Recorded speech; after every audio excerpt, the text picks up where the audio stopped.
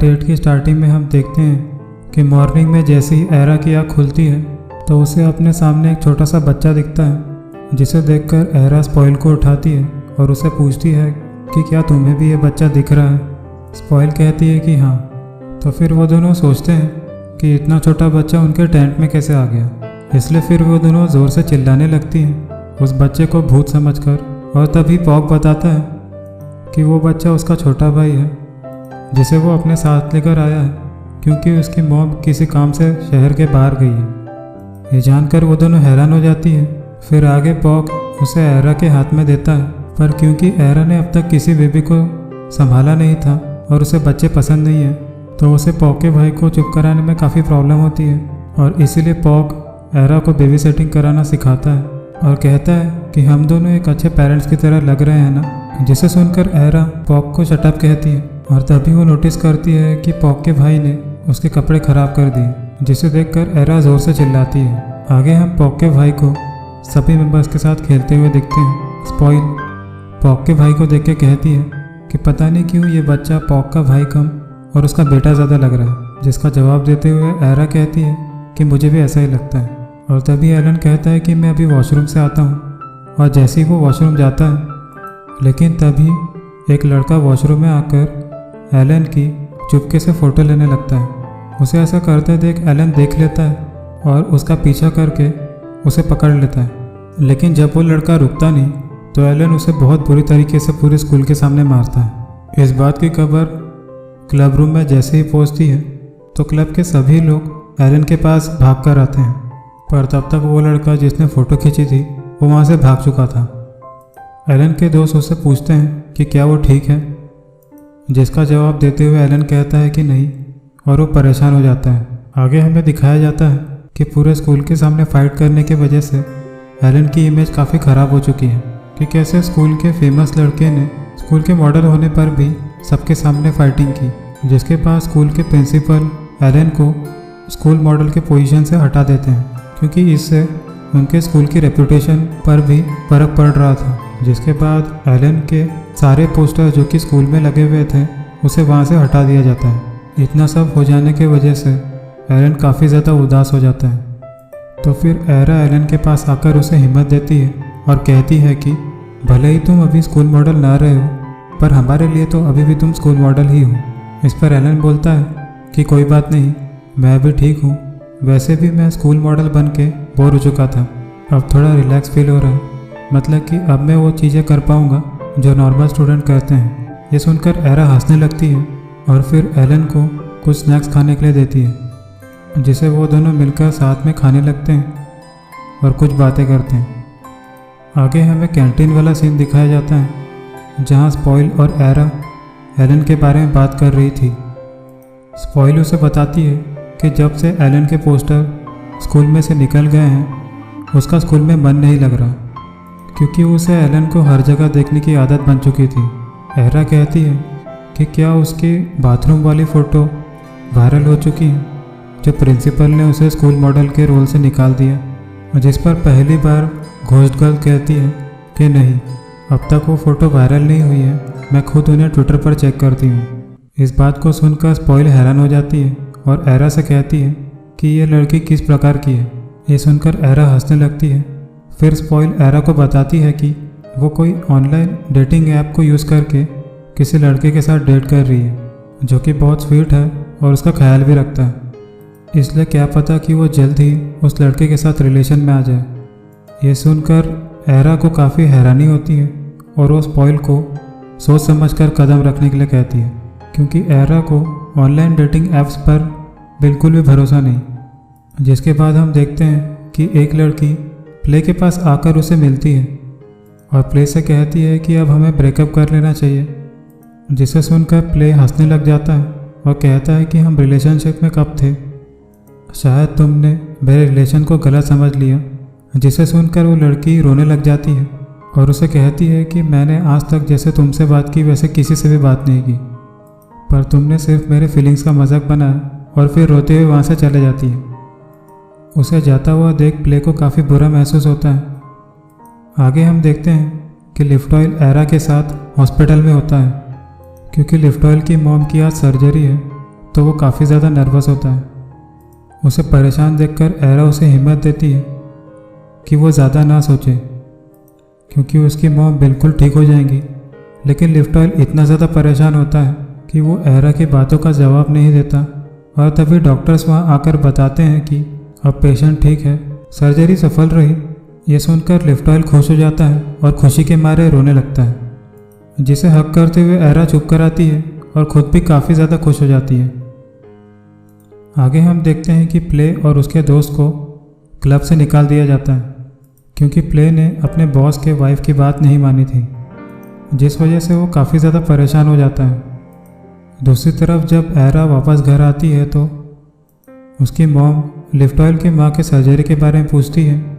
जैसे ही एरा बताती है कि उनकी सर्जरी सक्सेसफुल रही, तो एरा की मॉम भी खुश हो जाती है और कहती है कि मैं सुबह हॉस्पिटल में उनसे मिलने के लिए जाऊंगी। और फिर एरा को बताती है कि उससे मिलने के लिए कोई आया हुआ है। एरा जैसे ही दिखती है कि वो लड़का स्काई है जो उसका इंतज़ार कर रहा था।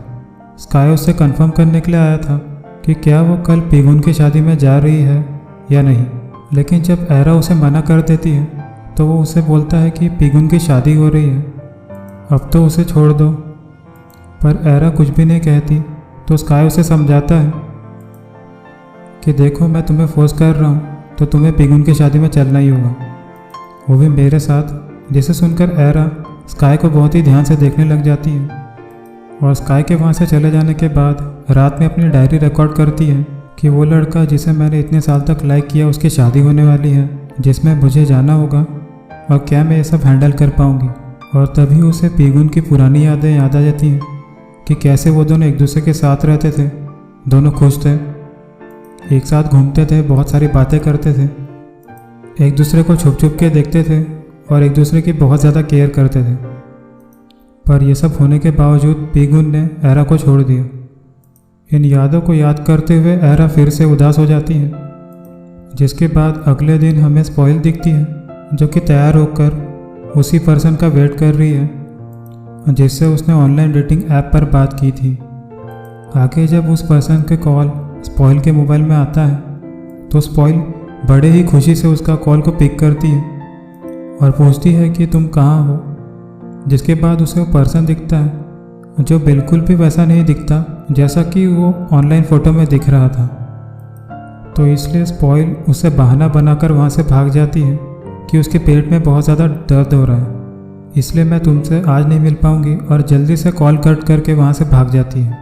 आगे वो छिपते हुए जैसे ही लिफ्ट के अंदर जाती है तो उसे पता चलता है कि वो लड़का उसी लिफ्ट में है और स्पॉइल को पहचान कर उसे बातें करने लगता है। उसे मिलकर स्पॉइल परेशान हो जाती है और उसके फोर्स करने पर उसके साथ डिनर करने के लिए ज़बरदस्ती जाना पड़ता है। वहीं दूसरी ओर स्काई के साथ एरा पीगुन की शादी में पहुंचती है, जहां वो दोनों पीगुन की वाइफ से मिलते हैं। पीगुन उन दोनों को एक साथ देखकर खुश हो जाता है और अपनी पत्नी को बताता है कि ये दोनों मेरे जूनियर्स हैं जिनका नाम स्काई और एरा है। उन्हें देखकर पीगुन की वाइफ उन्हें हाय कहती है, जिसके बाद वो सभी फ़ोटो लेने लग जाते हैं। तो फोटोग्राफर स्काई को एरा के साइड से हटकर पीगुन के वाइफ के साइड में जाके खड़ा होने के लिए कहते हैं, जिस वजह से एरा नर्वस फील करने लगती है। और आगे जब फोटोग्राफर उन सभी को क्लोज आने के लिए कहता है तो पीगुन एरा के शोल्डर पर हाथ रख लेता है, जिसके बाद हमें एरा का चेहरा देखकर यह लगता है कि वो अभी रो देगी। लेकिन एरा खुद पे पूरा काबू रखते हुए कैमरा की तरफ देखकर स्माइल करती है। उसकी ये सब हालत स्काई भी देख रहा होता है। फ़ोटोशूट होने के बाद पीगुन अपने वाइफ के साथ स्पीच देने के लिए जाता है, जहाँ स्पीच ख़त्म होने के बाद वो सभी लोग उनके लिए ताली बजाने लग जाते हैं। उसी दौरान स्पॉइल और उसके साथ बैठा हुआ लड़का जो उसे ऑनलाइन डेटिंग ऐप में मिला था, दोनों डिनर कर रहे होते हैं, जहाँ थोड़ी बहुत बातें होने के बाद स्पॉइल को वो लड़के का नेचर अच्छा लगने लगता है। और वहीं जब एरा अकेले बैठी होती है तो पीगुन उसके पास आकर बैठ जाता है। उसे देखकर एरा उसकी स्पीच की तारीफ़ करती है, जिसे सुनकर वो उसे थैंक यू बोलता है और उसे बातें करने लग जाता है। आगे पीगुन एरा से पूछता है कि क्या तुम और स्काई सही से एक साथ रहते हो, मतलब कि तुम दोनों का लव रिलेशन सही से चल रहा है कि नहीं। जिस बात पर हैरान होकर एरा उसे बताती है कि स्काई सिर्फ उसका दोस्त है, न कि बॉयफ्रेंड, मतलब कि वो दोनों कपल्स नहीं। ये सुनकर पीगुन बहुत बुरी तरीके से शॉक हो जाता है और उसे कहता है कि इसका मतलब स्काई ने तुम्हें अब तक की अपनी फीलिंग्स के बारे में नहीं बताया। जिसके बाद एरा उससे पूछती है कि क्या मतलब, जिसके बाद पीगुन हमें शॉक में दिखता है। आगे हमें एक फ्लैशबैक दिखाया जाता है जहाँ जब पीगुन को एरा से प्यार हो गया था तो तब उससे मिलने के लिए स्काई आया था, जहाँ वो पीगुन से पूछता है कि क्या तुम एरा को पसंद करते हो या फिर तुम उसके साथ सिर्फ टाइम पास कर रहे हो। जिसे सुनकर पीगुन कहता है कि इसका क्या मतलब है। तो स्काई उसे जवाब देता है कि देखो, अगर तुम एरा को पसंद नहीं करते हो तो अच्छा होगा कि तुम उसे दूरी बनाए रखो, और अगर तुम एरा को पसंद करते हो तो मैं खुद को एरा से दूर रखूँगा। इस बात को सुनकर पीगुन उसे पूछता है कि क्या तुम भी एरा को पसंद करते हो, जिस पर वो कहता है कि हाँ, पर वो सिर्फ एरा की खुशी चाहता है। मतलब कि अगर एरा पीगुन के साथ खुश है तो स्काई को कोई प्रॉब्लम नहीं होगी, पर तब भी वो पीगुन को वार्न करेगा कि उसे हमेशा खुश रखना, वरना उससे बुरा कोई भी नहीं होगा। ये सुनकर पीगुन हैरान हो जाता है और स्काई वहाँ से बहुत ही गुस्से में चले जाता है। जिसके बाद हम प्रेजेंट सीन में जाते हैं जहाँ ये सारी बातें जानकर एरा काफ़ी ज़्यादा हैरान हो जाती है और पीगुन कहता है कि उसने उस दिन स्काई की आंखों में एरा के लिए प्यार देखा था, कि वो एरा को किस हद तक पसंद करता है, और बस यही वजह थी पीगुन की एरा से दूर जाने की। जिसके बाद हमें दिखाया जाता है वो सीन जहाँ पीगुन एरा को रिजेक्ट करता है, जिस बात को सुनकर एरा पीगुन को ब्लॉक करके चले गई थी। जहाँ एरा के जाने के बाद पीगुन बहुत ज़्यादा रोया था, क्योंकि वो एरा को सचमुच चाहता था, लेकिन स्काई की वजह से उसे एरा को छोड़ना पड़ा। जहाँ हमें ये बात समझ आती है कि स्काई ने बीच में टांग अड़ा के पीगुन का भी चक्कर नहीं चलने दिया और ख़ुद भी कुछ नहीं कर पाया। और सबसे बड़ी गधी एरा सारे लड़कों के बारे में गलत सोचते हुए अब तक के उनसे दूर भागती हुई आ रही है। सीन प्रेजेंट में आता है जहाँ पीगुन एरा से कहता है कि स्काई का प्यार 10 साल पुराना था और पीगुन का प्यार सिर्फ 1 सेमेस्टर। इसलिए उसने काफ़ी ज़्यादा सोचने के बाद एरा से दूर जाने का डिसाइड किया, पर वो अभी भी इस बात से हैरान है कि आखिर क्यों स्काई ने उसे अब तक अपनी फीलिंग्स के बारे में नहीं बताया। पर बुरी तरीके से हैरान होने की वजह से एरा उसे कुछ नहीं कह पाती। तो फिर पीगुन उससे आगे पूछता है कि क्या वो उस पर अभी भी गुस्सा है, जिसका जवाब देते हुए एरा कहती है कि हाँ, वो अभी भी उस पर गुस्सा है, लेकिन उसे इस बात को जानकर खुशी हुई कि वो एक तरफा प्यार नहीं कर रही थी, मतलब कि वो भी उसे पसंद करता था। ये बात सुनकर पीगुन स्माइल कर रहा होता है और तभी वहाँ स्काई आ जाता है। पीगुन उसे शादी में आने के लिए धन्यवाद कह के वहाँ से चले जाता है। उसके वहाँ से चले जाने के बाद स्काई एरा के साइड में आके बैठता है। एरा का स्काई को लेके बिहेवियर चेंज हो जाता है, क्योंकि एरा को अब लग रहा होता है कि स्माइलिंग बियर और कोई नहीं बल्कि स्काई है, जो कि 7 लड़कों के लिस्ट में सबसे नीचे था और वही उसका लवर निकला। इसलिए एरा काफ़ी ज़्यादा हैरानी में होती है। आगे जैसे ही एरा घर आती है तो उसके पास स्पॉइल का कॉल आता है, जो कि एरा से पूछती है कि अगर वो फ्री है तो उससे मिलने के लिए वो उसके घर आ सकती है, क्योंकि उसे उससे कुछ ज़रूरी बात करनी है। जिसके बाद स्पॉइल एरा से मिलने के लिए उसके घर आ जाती है, जहाँ एरा को भी स्काई के बारे में स्पॉइल को बताना था, तो वो भी काफ़ी ज़्यादा एक्साइटेड होती है। पर सबसे पहले स्पॉइल अपनी बात बताती है कि जैसे ही वो उस ऑनलाइन डेटिंग वाले लड़के से मिली थी, पहले तो वो बिल्कुल ठीक रहा, मतलब कि पहले तो उसका बिहेवियर मेरे साथ अच्छा था, लेकिन जब वो दोनों पार्किंग में अकेले थे तो उसने कार में स्पॉइल के साथ बदतमीज़ी करने की कोशिश की, जिससे बचकर स्पॉइल किसी तरीके से वहाँ से भाग गई। पर वो सब उसके लिए काफ़ी ज़्यादा डरावना था, जिसे जानकर एरा काफ़ी ज़्यादा हैरान हो जाती है और फिर आगे स्पॉइल को किसी भी अनजान शख्स से मिलने के लिए आगे मना करती है, जिसकी बात को मानकर वो एरा से पूछती है कि तुम्हें भी तो मुझे कुछ चीज़ बतानी थी। तो फिर एरा स्पॉइल को अपनी बात बताती है कि वो पर्सन जिसे हम इतने दिन से ढूंढ रहे हैं, मतलब कि स्माइलिंग बियर, वो और कोई नहीं बल्कि स्काई है। जिस बात को जानकर स्पॉइल काफ़ी ज़्यादा हैरान हो जाती है और इसी के साथ पार्ट 8 का अंत यहीं पर हो जाता है।